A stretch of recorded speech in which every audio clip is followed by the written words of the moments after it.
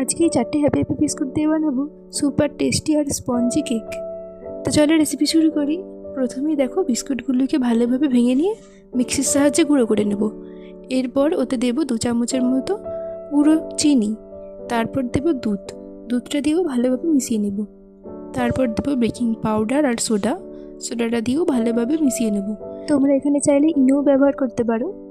তো এরপরে অল্প অল্প দুধ দিয়ে ব্যাটারটা ভালোভাবে মিশিয়ে নেব। এরপর একটা বাটিতে একটা কাগজে অয়েল ব্রাশ করে তার মধ্যে ব্যাটারটা ঢেলে দেবো। তারপর ব্যাটারটাকে 5 মিনিটের মতো সেট করতে দেবো। ততক্ষণে বাটিটাকে 5 মিনিটের জন্য প্রিহিট করে নেব।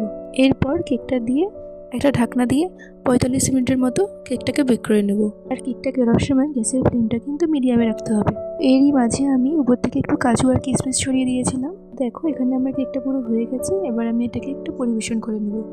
তো আজকের মতো ভিডিওটা এখানে শেষ করছি। ভিডিওটা কেমন লাগলো জানি।